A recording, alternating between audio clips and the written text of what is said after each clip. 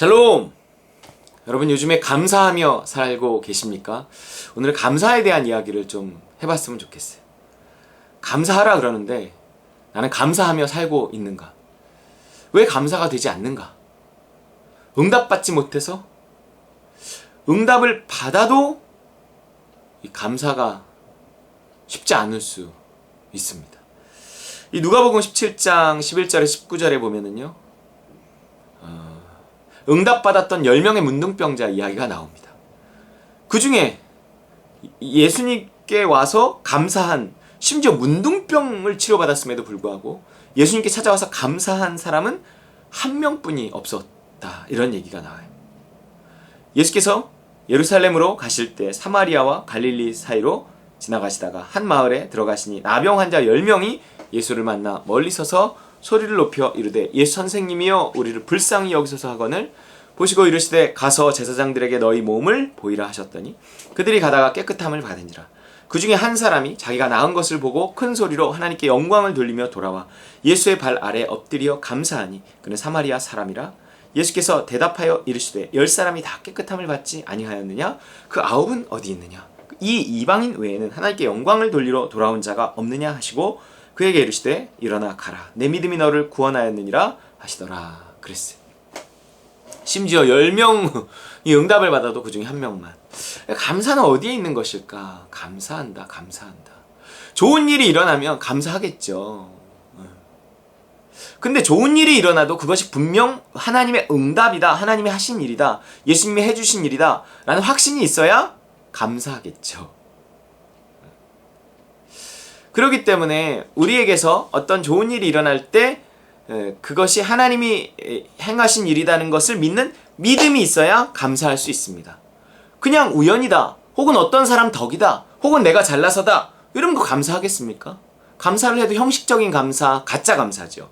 진심으로 감사를 하기 위해서는 진심으로 그것을 하나님이 해주신 거다, 이 믿음이 있어야 감사하겠죠. 자, 믿음은 어디에 있을까요? 믿음은 어디에 있을까요? 우리가 믿어야 또 기도할 수 있는 것이고, 믿고 기도하는 것을 응답받았을 때 우리가 감사할 수 있는 것인데, 우리가 믿음 안에 있는 것이 무엇일까요? 우리가 확실한 믿음을 가지고 하나님께 기도할 수 있고 응답에 대해서도 믿음을 가지고 하나님께 감사할 수 있는 그 상태, 그 상태가 어떤 상태일까요? 이게 하나님 나라에 속한 상태입니다. 내가 그리스도 예수 안에 있을 때, 하나님의 나라 안에 있을 때 그 하나님의 나라에서 우리가 믿음으로 하나님께 구할 수 있고 응답 받았을 때도 믿음으로 하나님께 영광을 돌리고 감사할 수 있다는 거예요. 그 사람만이 진정으로 구원받은 사람입니다.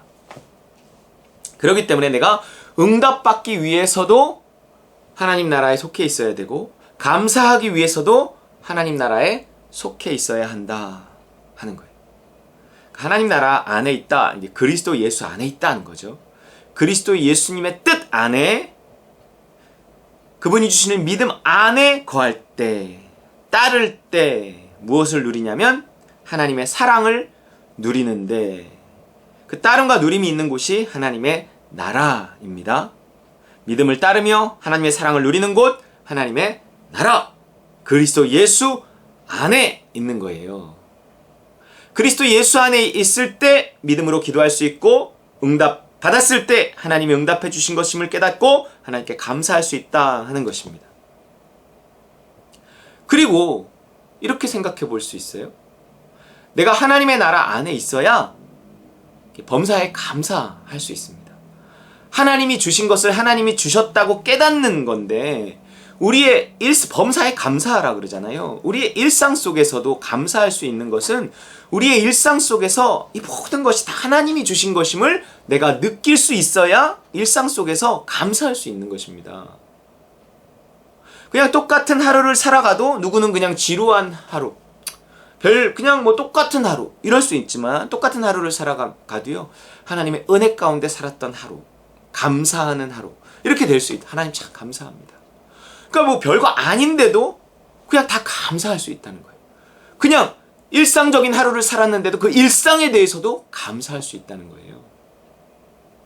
여러분 시편 136편에 또 보면요, 이게 감사라는 단어가 아주 그냥 무지하게 많이 나와요. 무지하게.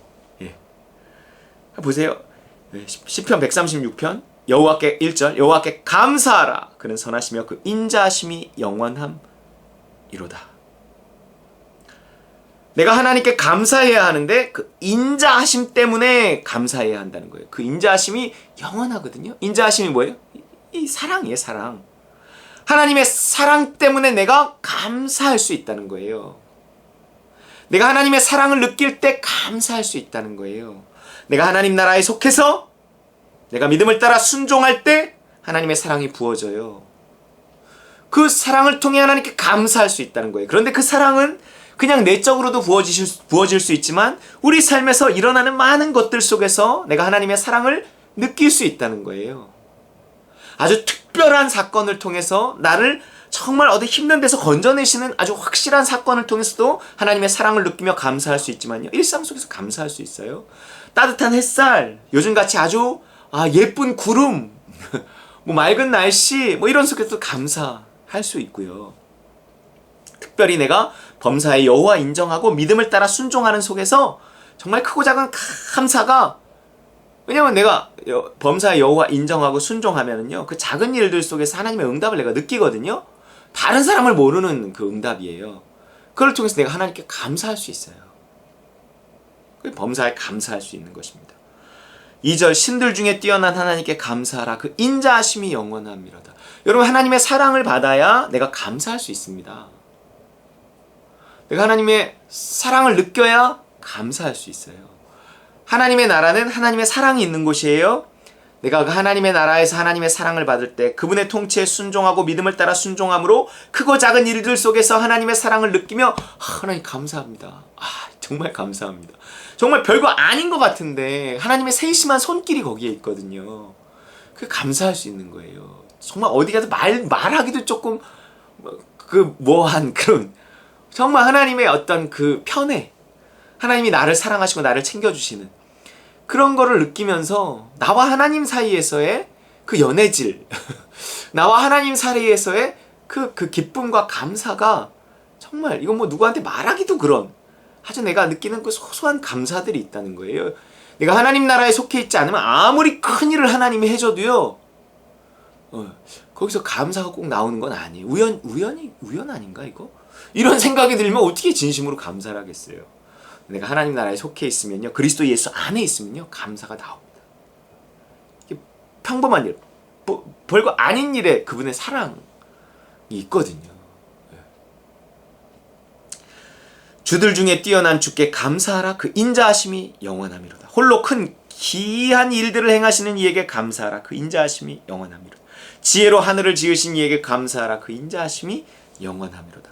땅을 물 위에 펴신 이에게 감사하라 그 인자하심이 영원함이로다. 여러분, 이 피조물을 통해서도 자연현상을 통해서도요, 내가 우연히 본 노을 하나를 통해서도 하나님 감사합니다. 내가 이 시간에 여기를 지나가서 저 노을을 볼 수 있었네요. 너무 아름답습니다. 하나님의 손길이 너무 대단합니다. 감사합니다. 저걸 보게 하신 하나님 감사합니다. 이러는 거예요. 큰 빛들을 지으신 이에게 감사하라 그 인자하심이 영원합니다. 그 하늘의 별을 우연히 이렇게 바라보면서 하나님 참 감사합니다. 너무 예뻐요. 하나님 감사합니다. 이게 하나님 나라에 속해 있는 사람한테나 있는 일이죠. 뭘 봐도 무딘 사람 있어요. 옆에서 와 너무 아름답다. 하나님 감사합니다. 근데 난 똑같이 쳐다보는데 이렇게 돼버리면 안 되는 게 그게 굳은 마음이거든요. 꼭 감수성 이런 것과 관련될 수도 있지만요. 이게 성령이 주시는 부드러운 마음, 그 부드러운 마음을 가지고 하나님의 사랑을 이렇게 만물 속에서 느낄 때 만물을 통해서 우리는 하나님께 감사하고, 왜냐하면 그 속에서 하나님의 사랑을 느끼거든요.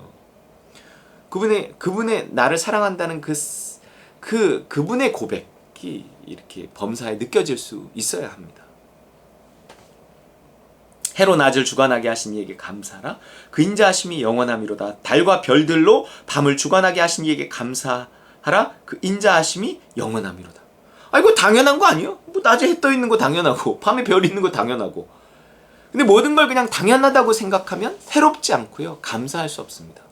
근데 내가 하나님 나라에 속해 있으면요, 하나님의 사랑이 이렇게 부어지는데 내가 그 사랑을 별거 아닌 데서 이렇게 느끼는 거예요. 그러면서 하나님께 감사할 수 있는 것입니다. 감사란 또한 내 사랑의 고백이거든요. 피조물의 사랑의 고백은 감사로 나타나는 거예요. 감사와 찬양으로 나타나는 거예요. 하나님이 그분의 사랑을 나에게 넘치도록 부어주시고 그러면서 크고 작은 일에 내가 그분의 사랑을 느끼면 피조물의 반응은 감사와 찬양이에요. 그래서 감사가 중요한 것입니다. 별거 아닌 일에도 그분의 사랑을 느끼며 감사할 수 있을 때 내가 하나님의 나라에 속해 있구나 이걸 느낄 수 있어요. 그렇지 않고 모든 것이 그냥 당연한 것 같고 별거 아닌 것 같고 마음이 무뎌져 있고 딱딱해져 있으면 내가 하나님 나라에 속해 있는 것이 아닙니다. 늘 점검해야 돼요. 그래서 늘 하나님께 감사해야 합니다. 이 바로 감사하는 상태가 구원받은 상태인 거예요. 하나님 나라에 속해 있는 상태, 이미 시작된 하나님 나라에 내가 들어와 있는 상태인 것입니다. 감사를 통해서 내가 하나님 나라에 속해 있는가를 늘 점검하고 범사에 감사함으로 그 구원을 누리는 우리 다른 관들이 모든 식구들 되시기를 주의 이름으로 축원합니다.